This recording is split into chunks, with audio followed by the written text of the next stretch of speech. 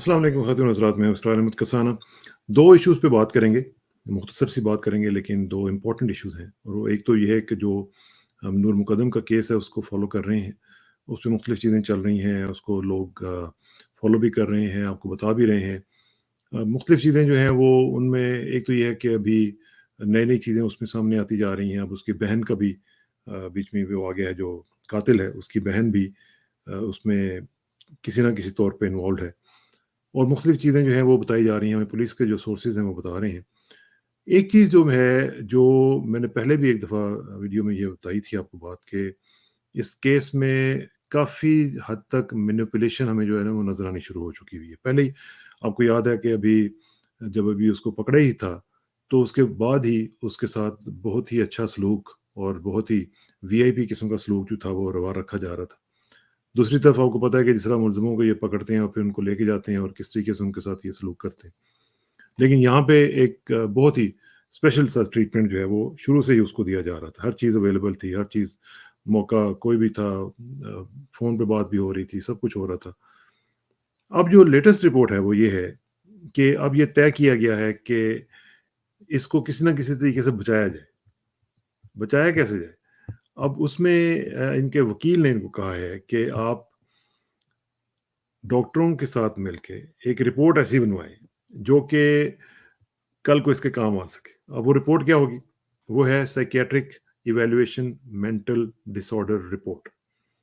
Psychiatric evaluation mental disorder report. वो क्या है? वो इसमें ये होगा कि पुलिस वालों के साथ मिलके, पुलिस के भी डॉक्टर्स होंगे और दूसरे जो लोग हैं उनके साथ एक बोर्ड टाइप बना के, तो ये कंसेंसस क्रिएट करवाया जाएगा कि इसने जो कुछ भी किया, वो किसी ख़ास इन्फ्लुएंस के अंडर किया। वो ड्रग्स का भी हो सकता है, वो मेंटल डिसऑर्डर भी हो सकता है, किसी भी तरीके से, ताकि इसको वो चीज़ें जो हैं वो की जाएँ जो कि रेगुलर लॉ जो है जिनके ऊपर अप्लाई नहीं होता। यानी उसके लिए स्पेशल चीज़ जो है वो एक फ़ेवर देने की उसमें से गुंजाइश निकाली जाए। अब वो उसमें आपको पता है कि यहाँ पे तो कुछ भी हो सकता है। यहाँ पे तो जो शराब है वो आपको पता है वो शहद बन जाती है। और यहाँ पे तो बड़े-बड़े लोग जो हैं वो पापड़ वाले बन जाते हैं और पापड़ वाले जो हैं वो अरबपति बन जाते हैं। तो यहाँ पे तो कुछ भी हो सकता है। इसलिए वो कहते हैं ना, ट्रस्ट बट वेरीफाई। इसलिए हमारा जो काम है और हम जैसे जो दूसरे दोस्त इसके ऊपर काम कर रहे हैं, देखिए ये एक टेस्ट केस है। ये नहीं है कि हम इसको फ़ॉलो कर रहे हैं तो बाकी जगहों पे जो है वो हम उसको फ़ॉलो नहीं कर रहे। लेकिन ये चूँकि पब्लिक आई में आ गया है, तो इसकी बुनियाद पे कुछ ऐसी चीज़ें करवाई जानी चाहिए हुकूमत से, कवानीन के हवाले से, कि आइंदा से अगर कोई इस तरह की भयानक हरकत कोई करे, तो अव्वल तो वो सोचे कि मैं इस तरह की भयानक हरकत करूँ और उसके रोंगटे खड़े हो जाएँ। उसको पता चल जाए कि मैं बचूँगा नहीं। क्योंकि जो क्राइम है और जो पनिशमेंट का जो कॉन्सेप्ट है, वो डिटरेंस का है। जब तक आप किसी भी क्रिमिनल को ये डिटरेंस नहीं दे देते कि भई अगर तुम ये करोगे तो फिर तुम्हारे साथ ये होगा। अब देखिए ना, बाहर के ममालिक में जो जो कि जिनको हम कहते हैं कि ये वेस्टर्न कंट्रीज़ हैं, उनमें कोई भी जुर्म करते हुए पहले सोचता है, कोई भी फ्रॉड करते हुए पहले सोचता है कि मैं ये करूँगा तो फिर क्या होगा मेरे साथ? क्योंकि जो पकड़ा गया फिर वो गया। फिर ये नहीं हो सकता कि वो चाहे वो किसी अरबपति का बेटा है या किसी खरबपति का है तो वो बच जाएगा, वो नहीं बचेगा। और यही हमारा बेसिकली दीन हमें बताता है।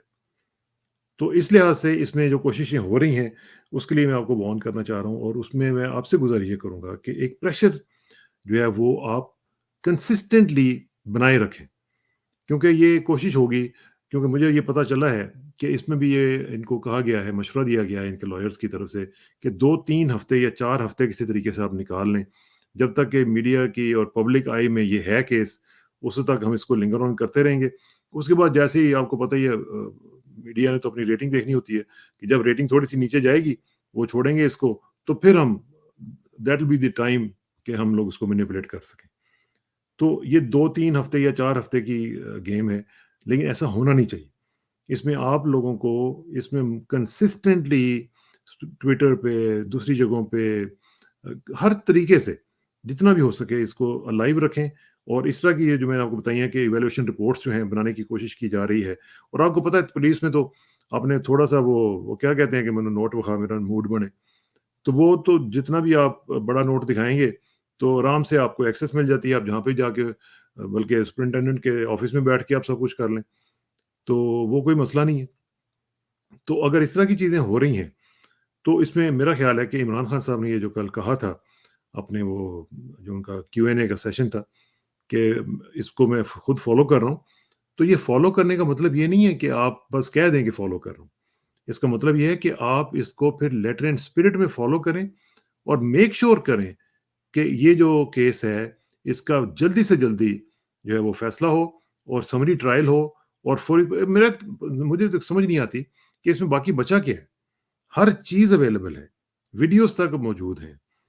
تو اس کو ایک کیس کو ایک مثال بناتے ہوئے فوری طور پر اس کو سزا دلوائی جانی چاہیے. اور اس طرح کے جو درندے ہیں ان کو ایک میسج دیا جانا چاہیے کہ وہ آئندہ سے اگر اس طرح کی کوئی حرکت کرے گا تو وہ چھوٹے گا نہیں، وہ بچے گا نہیں. اب وہ بیچاری نور جو ہے وہ تو چلی گئی، لیکن کم از کم اس کی زندگی کو اگر آپ نے اور اس کی روح کو اگر آپ نے کچھ سکون پہنچانا ہے تو اس بندے کو اور اس طرح کے آئندہ خدا نخواستہ آنے والے جو پرپیٹریٹرز ہیں ان کو یہ میسج پہنچا دیں کہ یہ جو چیز ہے یہ کسی بھی صورت میں پاکستان میں برداشت نہیں کی جائے گی. قانون جو ہے وہ سب کے لیے ایک ہونا چاہیے، چاہے وہ کوئی سائیکل والا ہے، چاہے کوئی پاپڑ والا ہے، یا چاہے کوئی ارب پتی.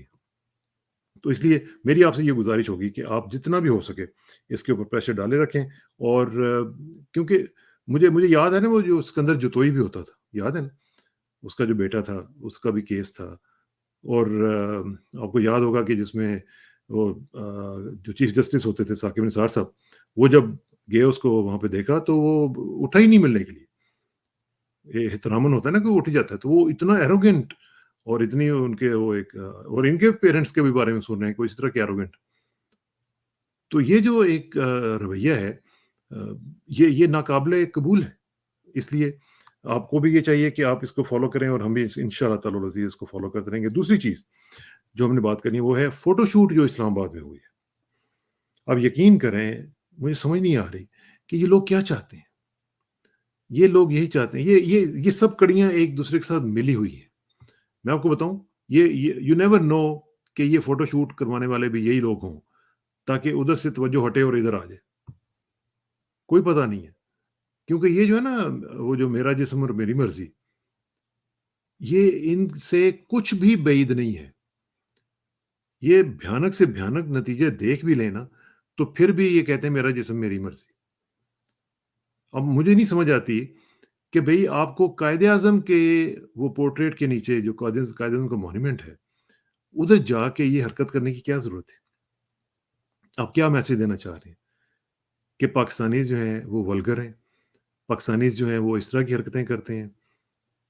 مطلب آپ نے کوئی کھے شے کھانی ہے تو کھائیں، اپنی اپنی جگہوں پہ جا کے کھائیں، لیکن کم از کم قائد اعظم کو تو نہ برباد کریں، ان کا تو امیج نہ تباہ کریں. یہ انتہائی گھٹیا اور شرمناک حرکت کی گئی ہے.